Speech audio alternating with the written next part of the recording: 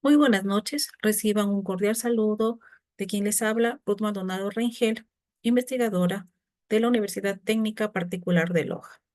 Permítanme compartirle la pantalla para poder dar paso a la presentación que en esta ocasión les traigo.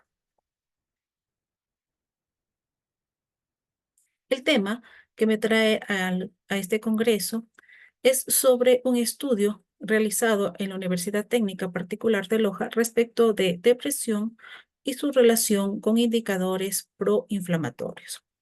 Los autores de este trabajo, quien les habla, Ruth Maldonado Rengel, Katy Naranjo, Clever Garrochamba, Jenny Vélez y Paulette Racines.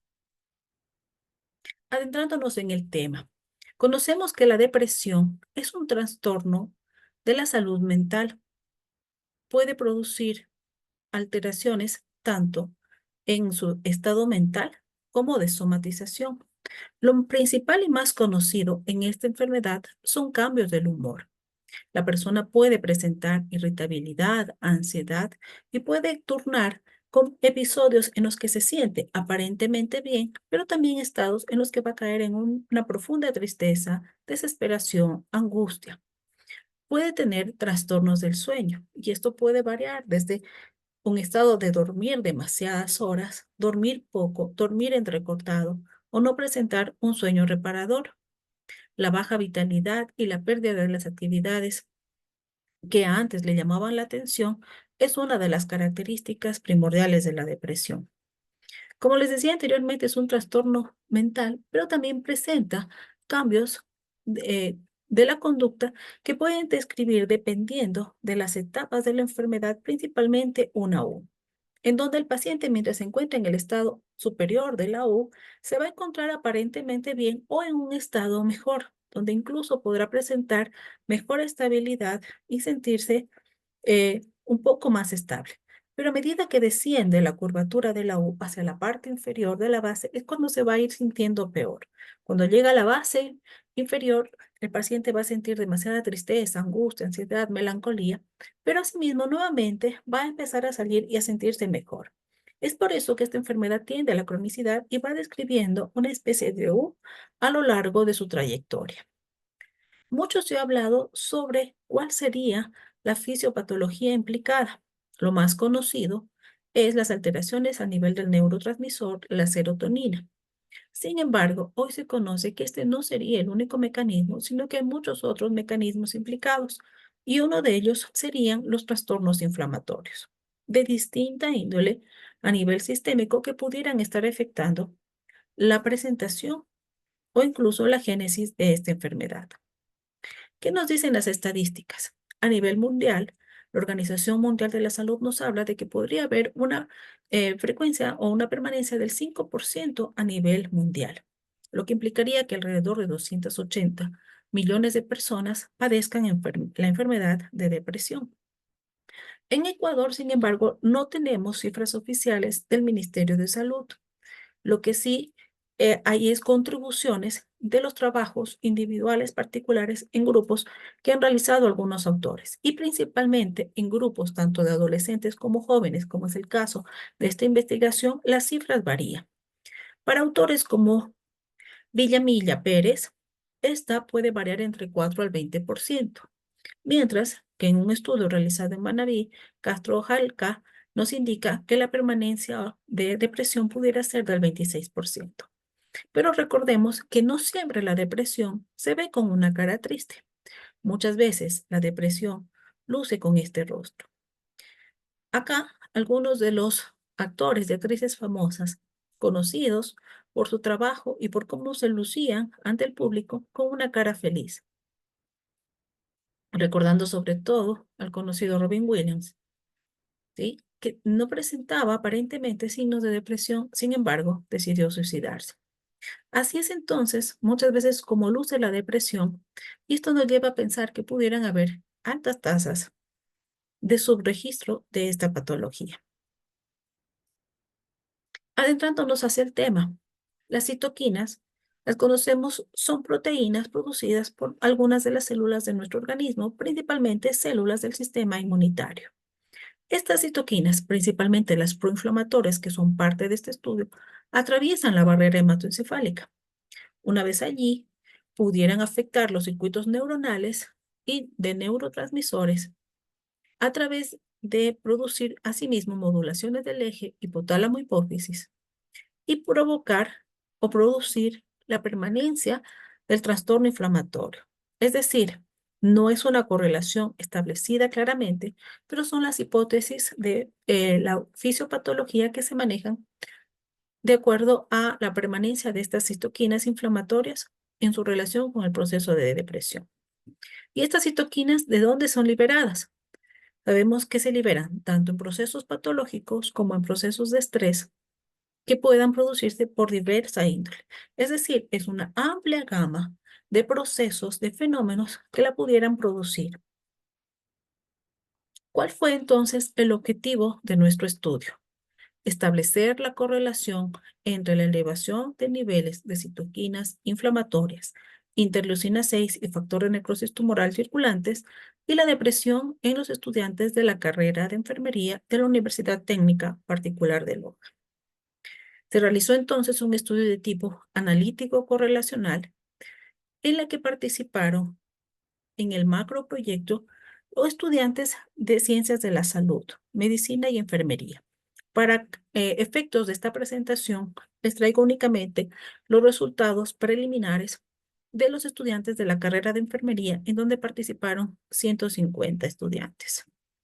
Para poder realizar la determinación del test de Beck, perdón, del test de los niveles de depresión, se utilizó el test de Beck, puesto que nosotros partimos del hecho de iniciar el estudio con estudiantes aparentemente sanos, los cuales no referían ninguna patología. Y para la determinación de interleucina 6 y factor de necrosis tumoral se hizo a través de muestras de suero y de la técnica de ELISA. Este estudio previamente fue aprobado por el Comité de Ética del Hospital General San Francisco del IES y antes de que los estudiantes sean parte del estudio, ellos firmaron su consentimiento informado. Para poder realizar el análisis estadístico se utilizó la prueba de chi cuadrado, previamente realizando la normalización de los datos con la aplicación de la prueba Kolmogorov-Smirnov. Ya los resultados. En cuanto a depresión, según los datos del test de Beck, el 69.33% de la población en estudio presentó depresión. De acuerdo a las escalas que nos indica el test de Beck, depresión leve, el 21.33%, depresión moderada, el 24.66%, y depresión grave, el 23.33%. Sumados los tres estadios de depresión, es el cuadro inicial que les había presentado del 69.3% de depresión. Para establecer ya la correlación de citoquinas, estos son los resultados que les puedo mostrar. Entonces, con los niveles elevados de citoquinas con depresión, tuvimos una correlación estadísticamente significativa con un valor P menor a 0.05. No así en el caso de factor de necrosis tumoral alfa, en donde no tuvimos una correlación estadísticamente significativa. ¿Qué es lo que nos dicen otros investigadores? Maresa, por ejemplo, él reportó una asociación entre los niveles elevados de interleucina 6 con depresión, pero especialmente en los momentos en los que había exacerbaciones agudas o estados melancólicos de la enfermedad y en los casos de depresión crónica.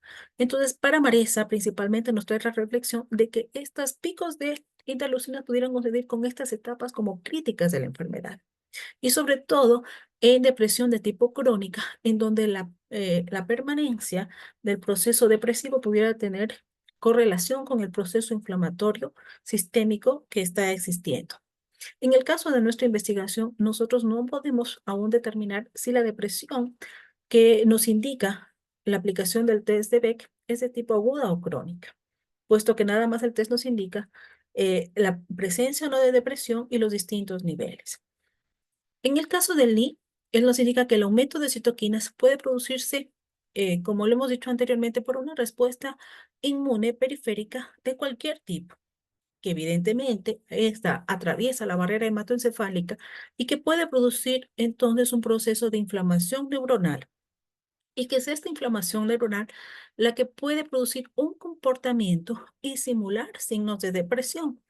Entonces, Lee nos hace esta reflexión de no necesariamente pudiera tratarse de depresión, solo que la inflamación simula signos muy característicos o propios o que se presentan en esta enfermedad. Recordando, como les decía al inicio, que la sintomatología de la depresión puede ser como muy clásica, como muy variable también. Tim, por su parte, dice que el aumento de los niveles periféricos de interleucina 6 se asocia con el trastorno depresivo mayor, con su posterior respuesta terapéutica y con la sintomatología depresiva. Es decir, para Tink, este proceso de elevación de las citoquinas hace que las personas tengan una mayor resistencia al tratamiento habitual con antidepresivos, puesto que no solamente es la alteración con el neurotransmisor lo que está produciendo la permanencia de la enfermedad, sino también el proceso inflamatorio. Entonces, para él, una de las reflexiones que nos trae es de que se debiera asociar al tratamiento de depresión un fármaco antiinflamatorio que ayude a disminuir este proceso y entonces, por lo tanto, a que sea más efectivo el tratamiento antidepresivo. Y también él nos indica que este aumento de la interleucina 6 puede darse mediante la activación del eje hipotálamo hipótesis adrenal y esto entonces tener influencia sobre el metabolismo del neurotransmisor, principalmente de la serotonina, por el proceso de neuroinflamación.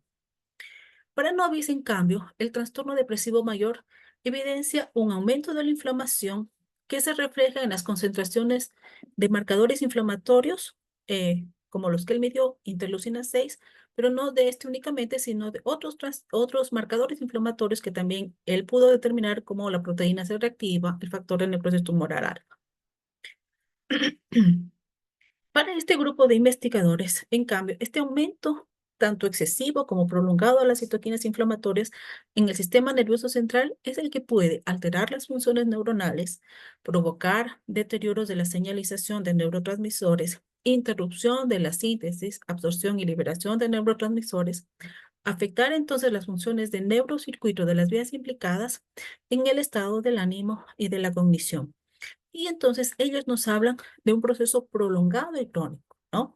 No solamente de picos parciales o aislados de citoquinas, sino de que esto sea un proceso y, continuo y prolongado. Borley, en cambio, él nos habla de que esta elevación de las citoquinas responde a una activación de los monocitos a nivel del sistema nervioso central. Pero también en la revisión sistemática que él realiza, nos indica que en la elevación, en la depresión, no solamente se han reportado eh, elevación de citoquinas inflamatorias como la interleucina 6, sino también de citoquinas antiinflamatorias como la interleucina 10. Y entonces nos plantea un interrogante: si tanto hay citoquinas inflamatorias como antiinflamatorias en los estudios que se han realizado, él nos dice, esto es una sola vía, es decir, se presentan ambas durante la depresión, coexisten proteínas inflamatorias o antiinflamatorias y están tratando de llamar al organismo a un sistema de homeostasis, están tratando de conseguir la homeostasis en el organismo, o estos reportes de casos que se han dado de citoquinas inflamatorias como antiinflamatorias responden a etapas distintas de la enfermedad o responden a individuos diferentes. Entonces aquí nos abre también un gran campo en donde todavía esta correlación, si bien los estudios están apoyando tanto a encontrar una correlación como no encontrar, todavía estas interrogantes nos llaman la atención a que debemos realizar un poco más de estudios, ampliar nuestras muestras para poder establecer claramente qué acontecimientos a nivel fisiopatológico están produciendo estas alteraciones. En el caso de nuestro estudio, ya para concluir, entonces el porcentaje de depresión fue del 69,33%. Confirmamos una relación estadísticamente significativa entre depresión y la elevación de interleucina 6 no así en el caso de depresión y factores de necrosis tumoral alfa. Bueno, finalmente, agradecer su atención, agradecer a los organizadores del quinto Congreso Científico Internacional de la Red de Investigadores Latinoamericanos. Muchas gracias por la oportunidad que nos dan a los investigadores de poder presentar estos datos preliminares de los estudios que estamos realizando. Quedo entonces a su disposición para cualquier interrogante o pregunta que sobre el tema pudieran tener. Agradezco nuevamente su atención. Muchísimas gracias.